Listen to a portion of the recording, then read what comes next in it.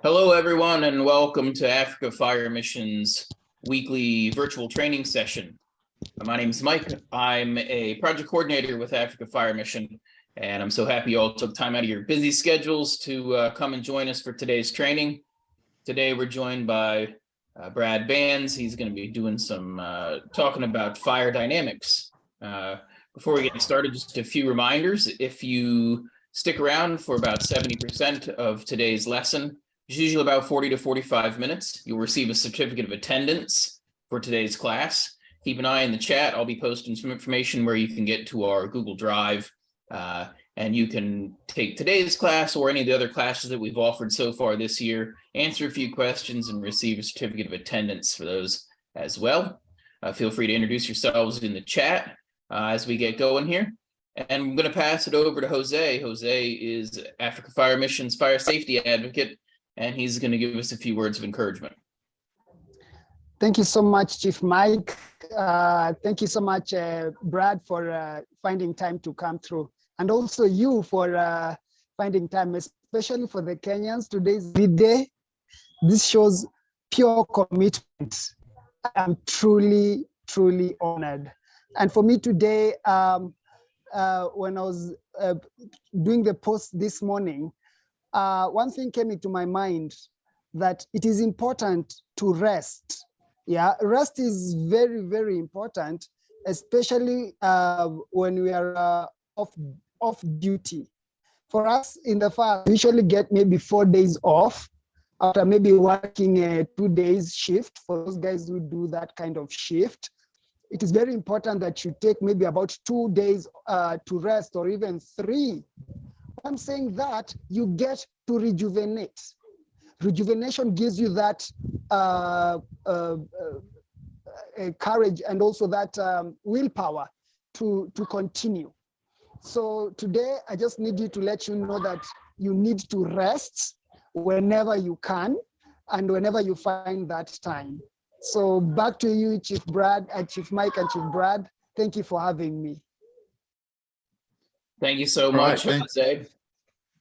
Before we get started here, just a couple more points. I invite you all to stick around after we've completed the training. We'll have a tea time where you can ask questions about today's training or anything else that may be on your mind. At this point in time, I'm going to pass it over to Brad to get us started for today's class. Take it away, sir. All right. Thank you. Thank you, Mike. Thank you, Jose. Great to see both of you all, since just saw you guys a couple weeks ago. Had a great trip to Malawi with both of you guys.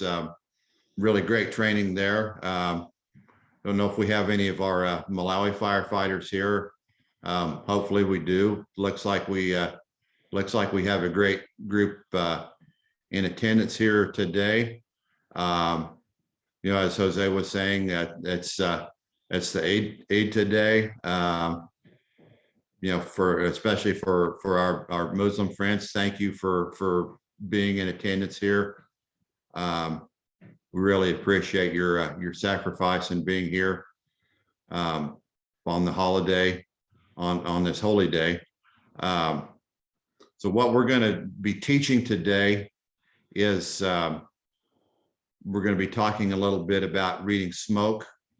I'll get my slideshow up today, and we'll be talking about the importance of doing that. There we are.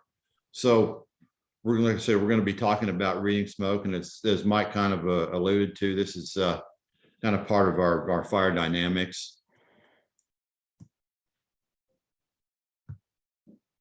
Okay, so we're going to talk a little bit first about what exactly smoke is. It's important to know what smoke is as far as why we're reading it. So, whoops.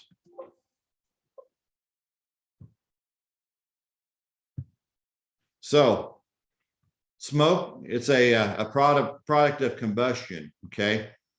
And what is combustion? That is basically if you read the textbook, it's your rapid oxidation your fuel, okay? So that's one of your products of your rapid oxidation of your fuel, okay? So what are some of our other products? Because we do have other products that are given off by our combustion. So I'll open the floor up for a second and see if we have anybody that wants to take a shot at it and tell me what are some of the other products of combustion. I'll give you guys a second, see if anybody wants to answer that before I give the answers.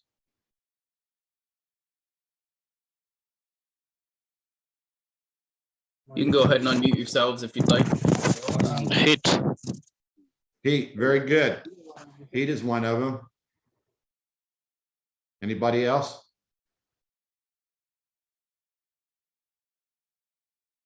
I was going to say paper or wood. Okay, vapors. Yeah, that would be like your paper, fire paper. gases. Okay. Yeah, or like paper, wood, the fuel. That's the.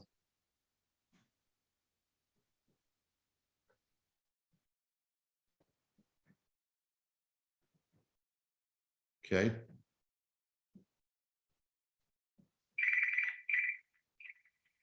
Oops, I forgot to mute my phone.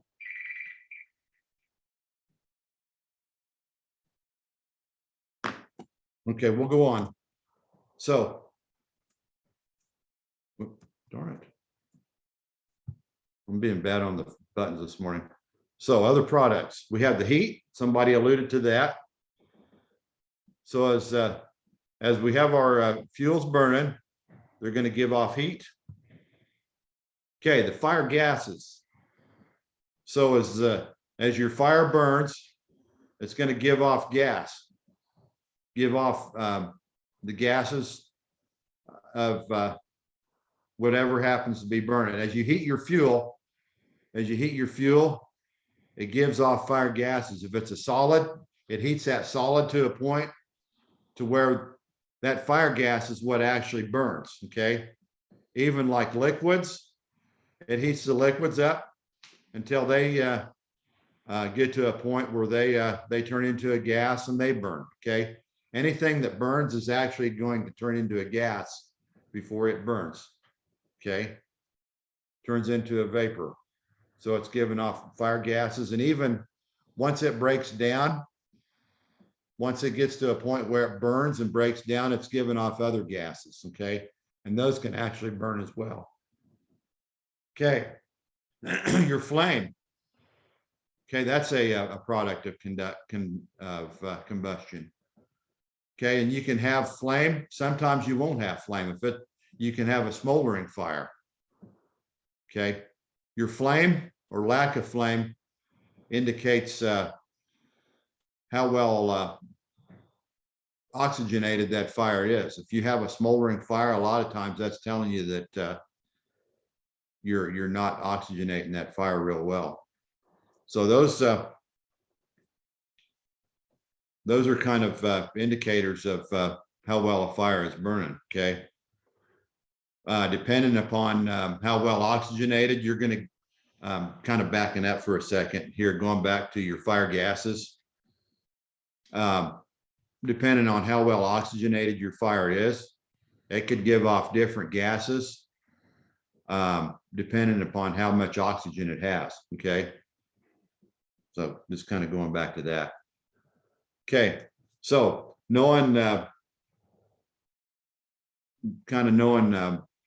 what the smoke gives us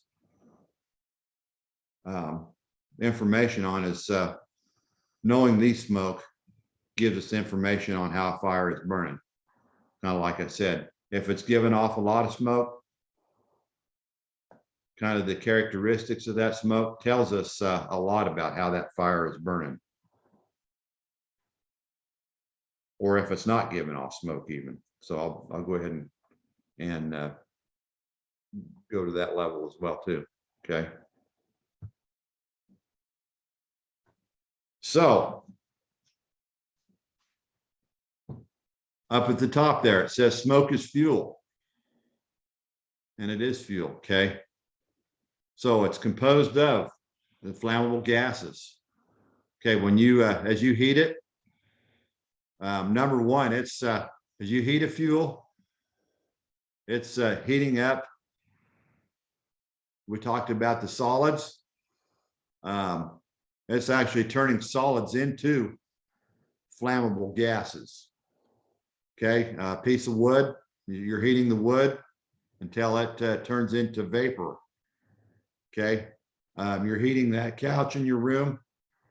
It's turning that material that couch is made out of, it's turning it into vapor. Okay, you know, the petrol that's in that tanker, it's turning it into a vapor before it lights off. So all of that stuff, once it burns, it's actually turning that into vapor that it's still flammable as well. Okay. So in that smoke, there's still aerosolized flammable, what they call aerosolized flammable liquids. In other words, it's not a vapor, but it's like a fine aerosolized would be like a fine mist. That's what we mean by aerosolized flammable liquids. Okay. And the particles itself, you're going to have particles of carbon or other materials. In those carbon particles, you're going to have flammable liquids that are going to be stuck inside those particles that are going to have flammable liquids. Okay. And then your actual carbon particles themselves. That's going to be like out in the communities, everybody cooks with charcoal. They have the charcoal burners. So basically you have the carbon that those the smoke particles are made out of. So that's still the unburnt fuel. Okay. You heat that enough and it's going to burn. So as you heat that, it's just waiting to get to the proper flash point or the proper ignition temperature. And it's awaiting the proper fuel air mixture. Okay. A lot of you guys, when you gone through your training, you remember the upper and lower explosive limit. Okay. It's awaiting that before it lights off.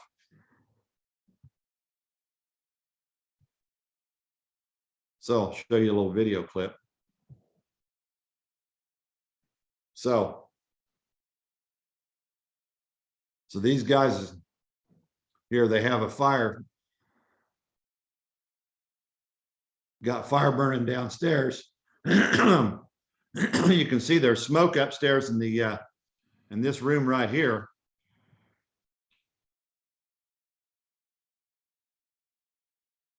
So they decide they're going to start knocking windows out.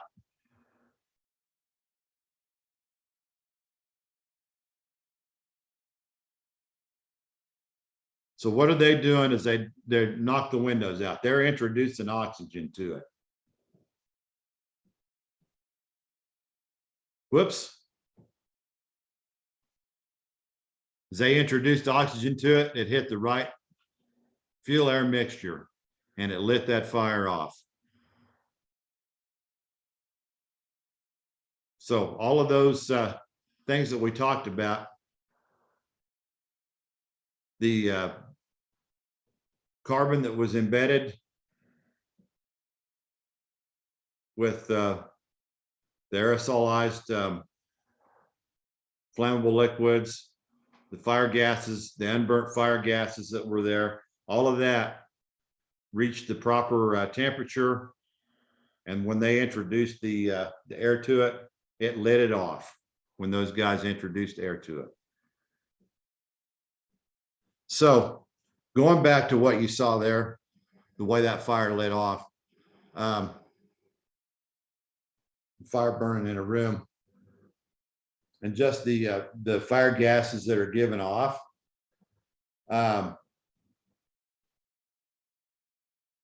just what I have there at the top. Fires burn hotter today just because of materials that we're putting in the rooms, materials that we're making things out of.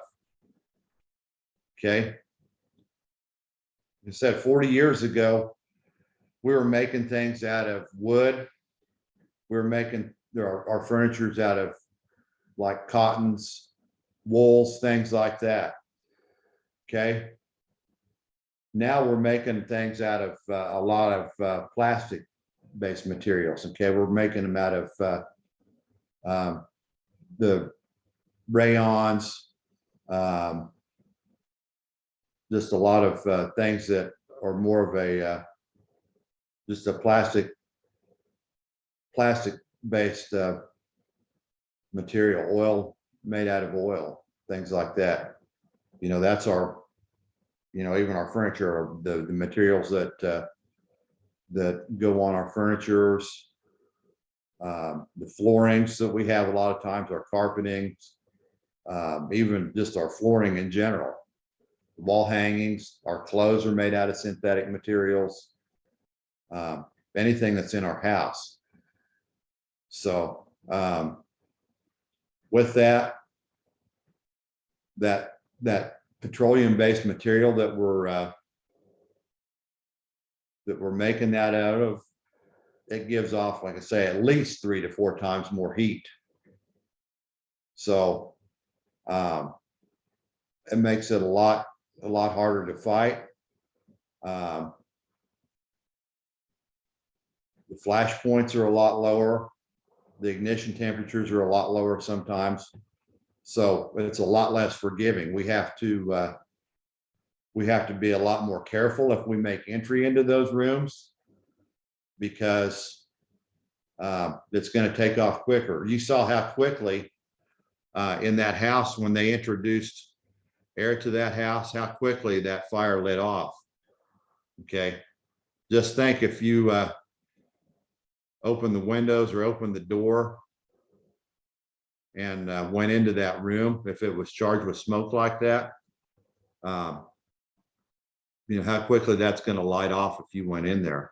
So you have to be really careful if you were to enter a situation like that, because that's what you're going to be facing for those of you that have BAs, or even if you don't have BAs and you're faced with crawling in and possibly rescuing the victim.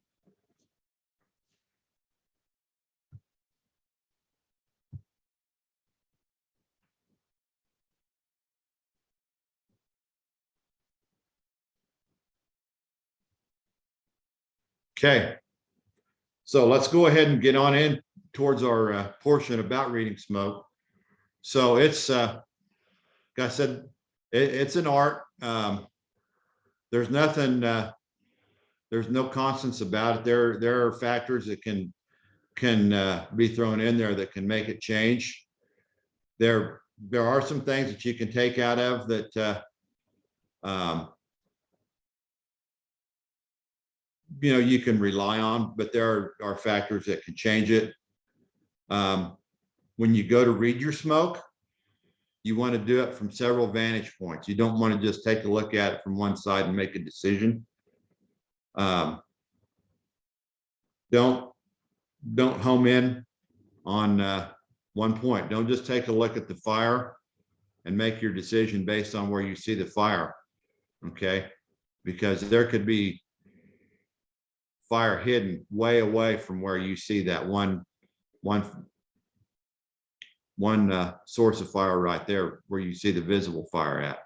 Okay, so don't let the flames deceive you as the fire just being right there. Okay, and watch for rapidly changing conditions.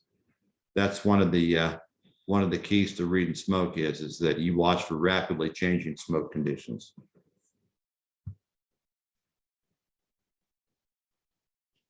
Okay, so some of the advantages of reading smoke. It helps you to understand the fire conditions better.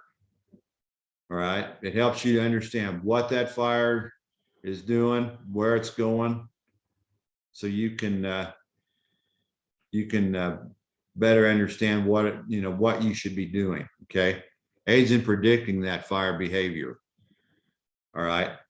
By predicting that fire behavior, if you're that boss on the fire apparatus, if you're that fire chief that's got to make the decisions, okay, it helps you to set the strategy and tactics. Okay, helps you to make the decision on whether you need to go offensive or defensive. If you have a fire that's you think is spread throughout the building, you may have to. It may not be worth trying to go in and attack the fire from the inside. You may have to hit it from the outside. Okay. Where to put your lines. Okay. If you think you can go in through the front door, hit the fire through the front door. Okay. If you think it's spread, putting the lines where you need to stop it from spreading even further. Okay. Search. You think you know where the fire's at, you need to get in and search the area right next to it, or so you can get the victims out, keep them from the people where they might be closest to that fire, get them out the quickest. Okay. Ventilation, that's very important. Okay. If you see certain types of smoke that indicates rapid fire spread, ventilation is very important. You can stop a fire from spreading by doing the proper type of ventilation. Okay. On the other hand, like you saw those guys in that video that I showed you, if you do the wrong kind of ventilation, you can make the situation worse. Okay. Additional resources might help you to make a decision on whether or not you need to call for extra help. Okay. So reading smoke, that's only one tool. There's other things you need to do to look and see as far as what you can do for reading the fire and knowing what you need to do to make those decisions. Okay, so there's 4 attributes of reading smoke you need to look at: the volume of smoke, the velocity of the smoke, the density of the smoke, and the color of it. Okay, we're going to talk about all 4 of those.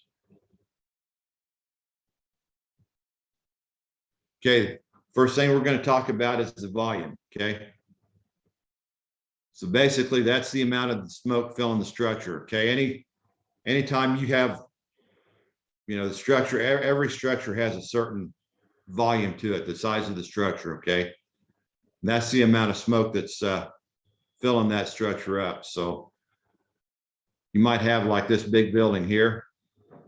It's going to take a large volume of smoke to fill up that structure. Okay, you can have a fire that's generating a certain volume of smoke, same volume as this fire down here, and it's going to look differently, isn't it? Okay, so it's not a reliable indicator by itself on the behavior of the fire. So that's why I have this last question down here. What if the fire in the bottom of that picture, you can probably kind of tell that there's a lot of fire in this little house right here. What if you had the same amount of fire going in this house, but it was way back in the back of this building here? The amount of smoke is probably going to be different that you're going to see when you pull up. Okay, just because of the volume of this building. Okay, you can tell if you look really close, these guys have hose lines and everything pulled, and there's just a little small amount of smoke coming from this door right here. So volume by itself is not a reliable indicator. Okay.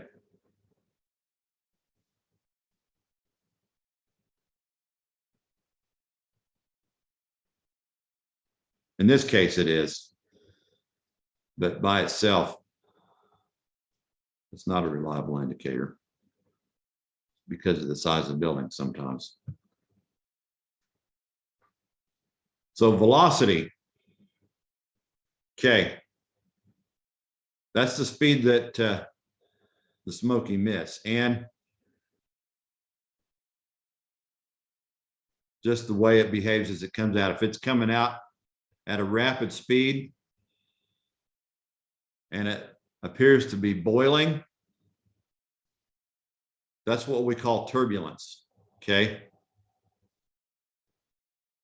Basically, like I said, that's the speed or the characteristic in which the smoke emits.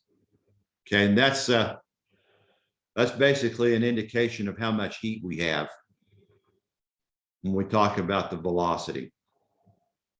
Okay, and this, we'll show you a video here in a second. We can have two basically different characteristics we're looking for, either turbulent or laminar. Okay. In this case, what we're looking at is turbulent. Show you this video. If you look, this is a fairly involved structure, so you can tell how much fire we have. But the point that I'm trying to get at is, see how that smoke is boiling up?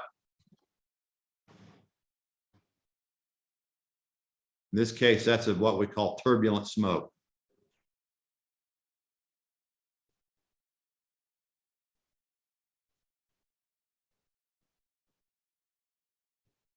It's boiling up. That smoke is boiling up. You can see that coming from an enclosed structure as well. Okay.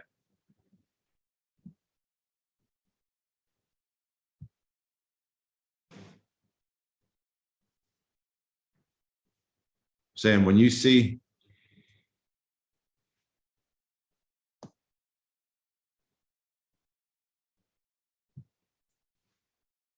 that rapid churning or boiling, that's an indication that you have high heat. Okay. When you see that boiling,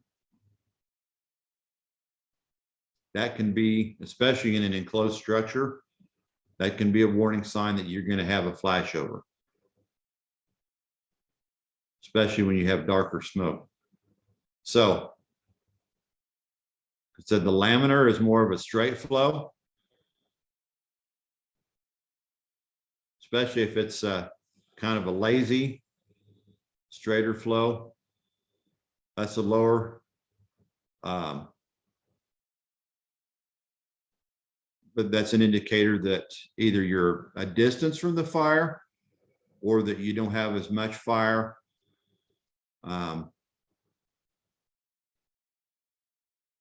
That's where you're going to see that laminar flow. Okay. Like I said down here, if you have equal size vent openings, in other words, holes, whatever in the building, that can be an indicator of where the fire might be at.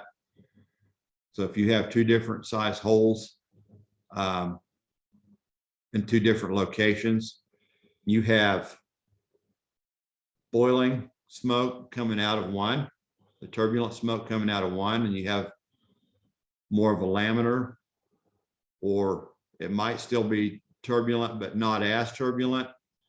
Where the turbulent smoke's coming from would be an indicator of where that smoke or where that fire might be. So if you look in this video right here, or in this picture right here, you'll see kind of an example of both.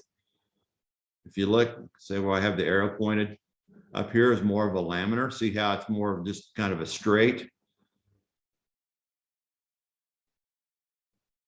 kind of sheet-like flow. And then down here where it's boiling more, that's your turbulent smoke. So, and it looks like out of this window, that looks like it's coming out of this window, possibly spread up into the attic. Obviously, there's going to be more fire down in this location down here in the structure.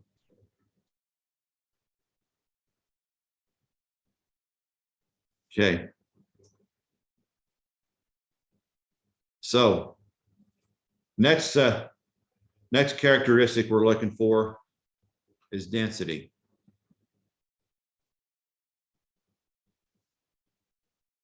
That's the thickness of the smoke. That's probably one of your most important characteristics that you're looking for is your density. So that tells you that you have the denser your smoke is, that's telling you that there's a lack of oxygen to the fire. Okay. That's telling you that it's getting less oxygen, it's burning more incomplete. It's generating more smoke. And there's more hazard potential.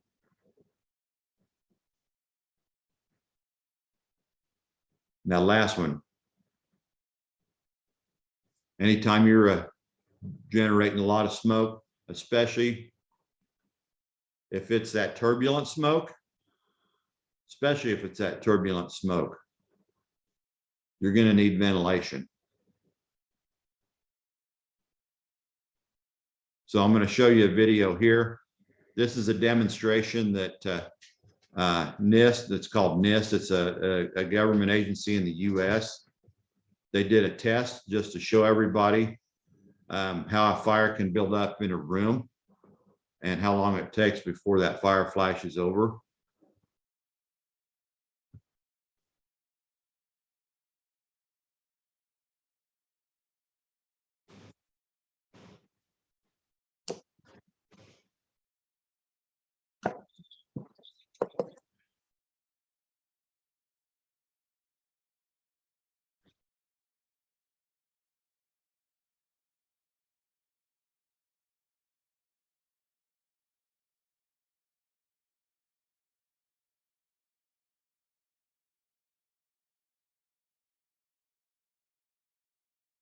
You guys ever have problems with this?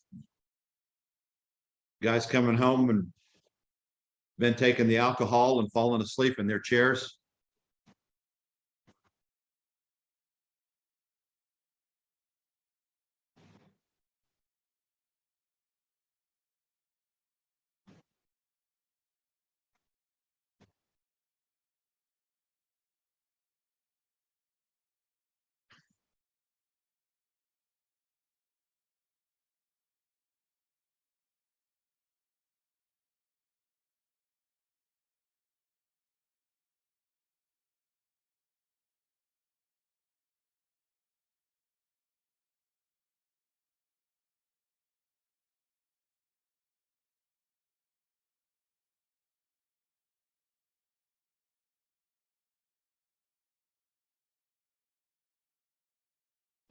Yeah, now look up here. See all that smoke that's already starting to form up the ceiling? That's a minute, just a minute and a half into the fire. Minute and 40 seconds.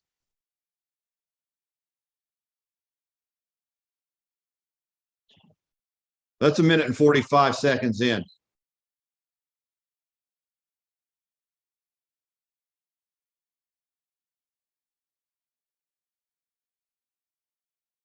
Look at that. That's 2 minutes in. See how that smoke's already started to bank down right there? That's all unburnt fuel, folks.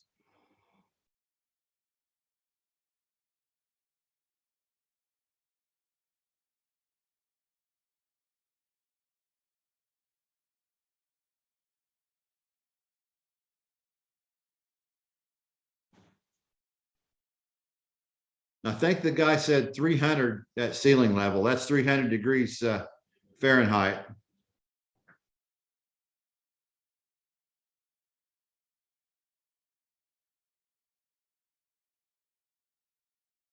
.400 degrees Fahrenheit at ceiling level.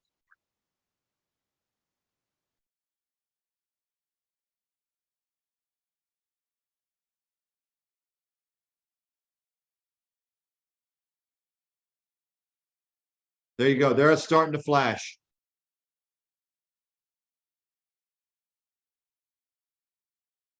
Two minutes and 40 seconds it took to flash.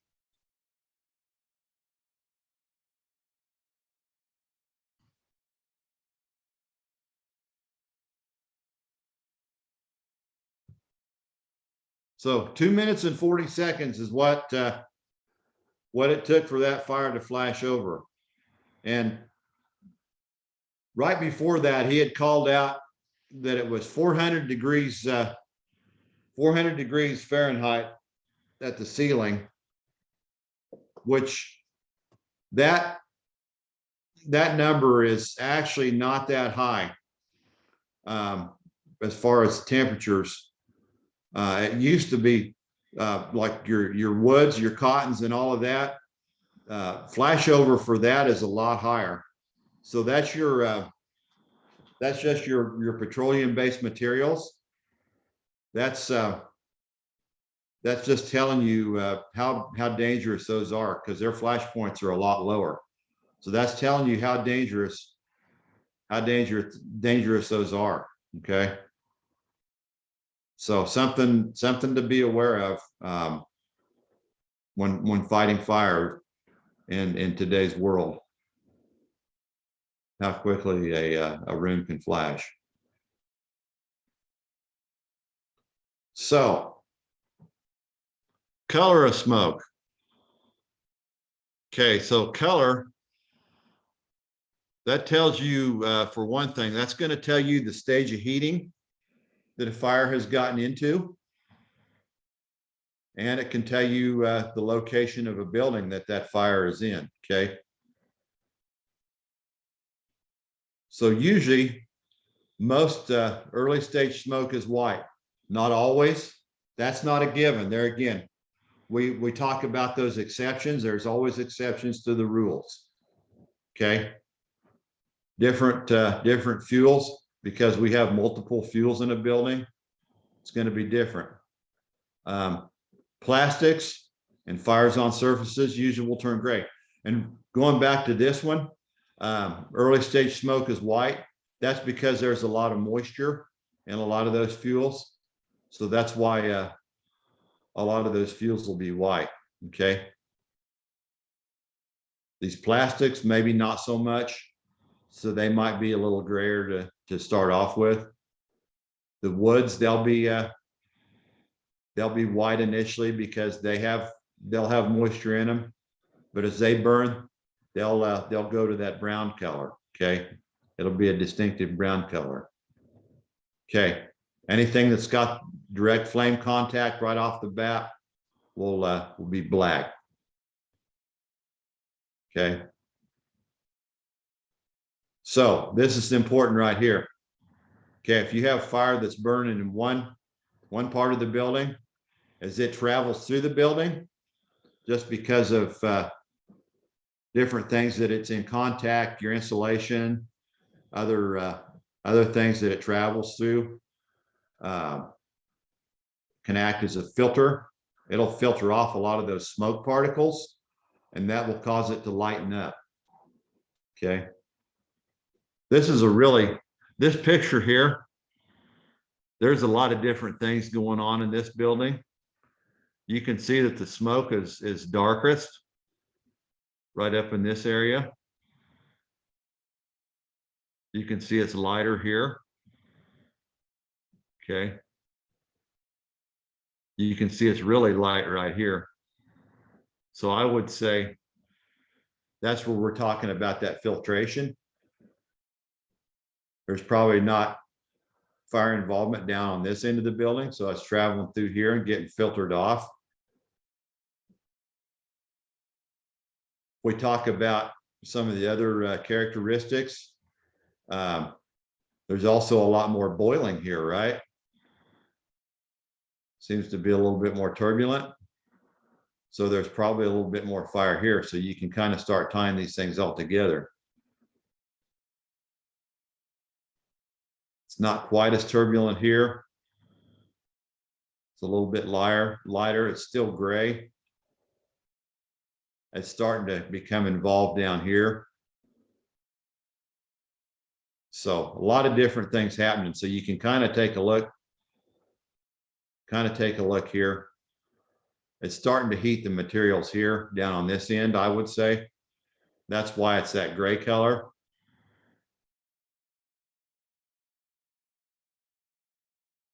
So there's a lot to take in. It's like I say, it's an art. I'm still learning after even with my experience, I'm still learning a lot of times to how to do this as well. Okay, just a few tips. Okay. That turbulent black smoke is a sign of imminent flashover. You guys saw that with in that house where those guys poked all the windows out, took the windows out. There was a lot of that black smoke in there. As soon as they knocked the windows out, got oxygen to it, it flashed over. So this is kind of an important one too. If you guys get into a building that has wood structural components, as you see smoke that starts to show, that's starting to turn brown, that's an indicator that the structural components are starting to become involved. That could be important, especially if that you're dependent on those structural components to hold that building up. That's a sign that you may want to reconsider not going in. Okay, because the structural components could fail, and that could cause you to become injured. So that's something to think about there. Here's another one for you. Okay, smoke with the same color, same velocity, leaving multiple openings. So in other words, if it doesn't change, like I told you earlier, as it travels through a building and it starts to lighten up, that means that it's getting filtered off. But if it's the same color coming from different openings throughout the building, that means that you've got fire throughout that whole building, especially if it's boiling out of multiple openings. That means that you've got a fire that's traveled throughout that whole building, and you have a lot of fire involvement throughout that whole building.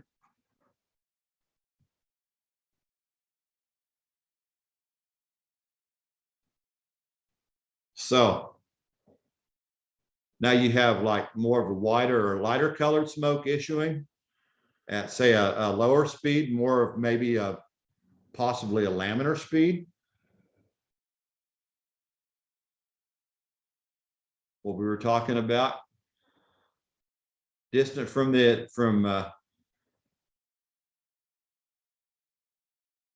more distant, I guess.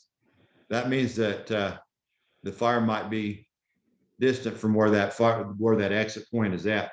In other words, you see smoke coming from a certain point, and it's not going quite as fast. It's not, the velocity is slower and it's wider than where it might be coming from a different point. And that means you probably don't have fire at that point where it's coming out of. Okay, that's just some kind of tips you can go by to help you in your reading smoke. Okay, now here's some factors that you can use that might influence your reading smoke. Let's say we talked about the building size. That'll influence your volume. We talked about that a little bit. You can have a decent sized fire going in a large building, and it's going to influence your volume. It's going to kind of help you. It's going to downplay the size of that, what you might determine that fire could be just because of the size of the building. Okay, weather. Wind.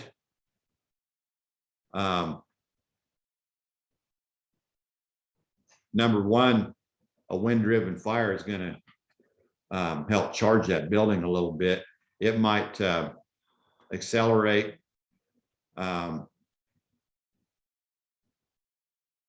generate a little bit more heat, maybe help cut the smoke a little bit.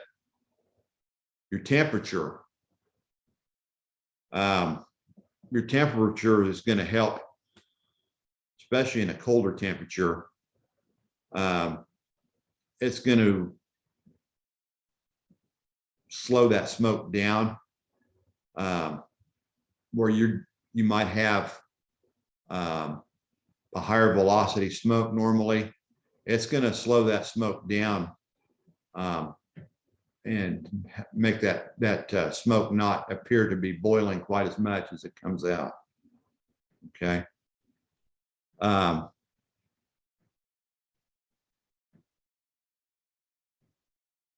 Okay, something important to look at, your rate of change. Okay, this is really, really important. You have to look at this really, really close. If you have a rapid rate of change in your density and velocity, that's really critical. Okay, if you've got a rapid rate of change in your density and velocity, especially if it's getting thicker, if it's getting blacker, and the velocity, like I said, the velocity is thicker, the velocity is quicker, density thicker,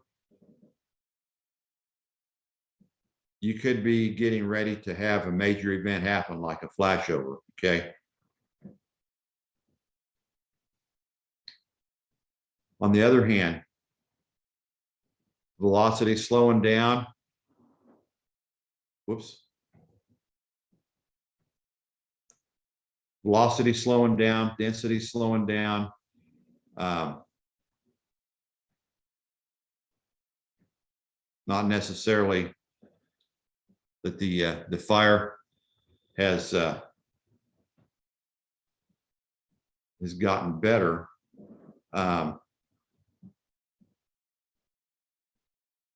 Yeah, it's just reached a different transition point. Just a couple of things to look at.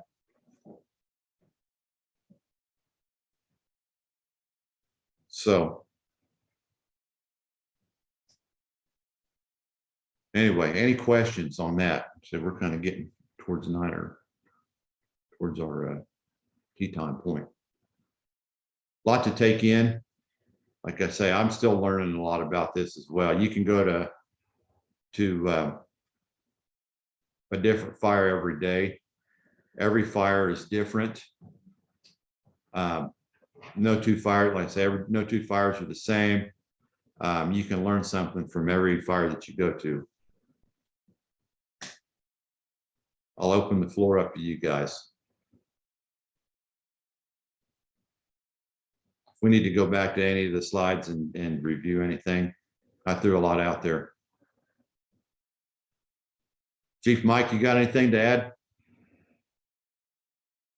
No, sir. Sounds good. We're going to open the floor up. If anybody's got any questions, you can place a question in the chat, raise your hand, or just go ahead and unmute yourself.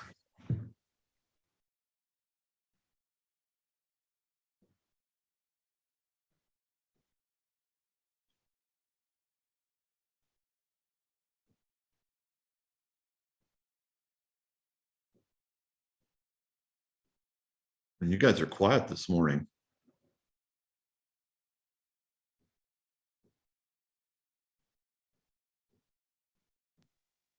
Hello. You guys, yes. Okay, maybe slightly as a question, partly. Okay, maybe I explain a situation whereby we have attended a fire. Yes. I'm sorry. What was the question? I'm saying, let's say a situation whereby we have attended a fire. So I'm Maybe getting a little bit scratchy, so I'm not able to quite understand it. Okay, a situation whereby we have a taplet smoke.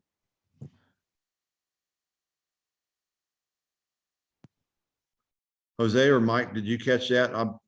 I'm not, No, his audio was breaking up just a little yeah, bit. the audio is breaking up. He's asking, what if you have attended a fire and there's a turbulent smoke? How do you get to deal with a turbulent smoke situation? Oh, that's a good question. Very good question. So if you see that turbulent smoke like that, we're wanting to do some kind of ventilation, and I kind of stayed away from that because you could get into a whole different course on it. But we want to do some kind of ventilation to get that smoke out of there, to get that heat out, or not the, well, the smoke and the heat. But you want to try to vent the smoke and those fire gases out of there before you make entry. So that's what you would want to do. But you have to do the proper type of ventilation. So depending upon the construction of the building, would depend upon how you would do your ventilation.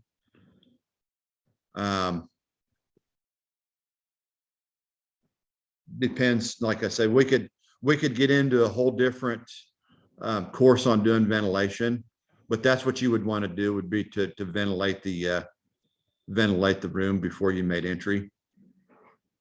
Ventilate as high as you can, or try to cool that space. Get you could cool the hose space as stream in well. to try to reset to pre-flashover conditions. Does that make sense? Did I answer your question? Yeah, that is it. Like I said, I don't want to, like, it's a pretty, it would depend on what kind of building you have as to how we would ventilate it. So that's why I'm being kind of vague, because you're going to do it different ways depending on what kind of building you have in your situation. But ventilation would be the way. That is a very good question, though. Okay, I think we're going to wrap things up here for the formal portion of our class. I just want to thank you, Brad, for taking time out of your schedule to come with us, as well as thank everybody for taking time out of their schedules and spending their bundles to be here and attend. Mike, just a quick one. Hold on just a minute. Let me wrap up and then we'll get to your questions, okay? Once again, thanks to everybody for taking your time. Thanks to Brad for being here. If you'd like to see this again, it'll be uploaded later on to our YouTube channel. Just go to YouTube and search for Africa Fire Mission. Or you can also check the Google link that we have provided down below for a place where you can attend the class and receive a certificate of attendance if your connection wasn't good. We'll be here again next week at the same time. Thank you all for coming, and we'll see you then.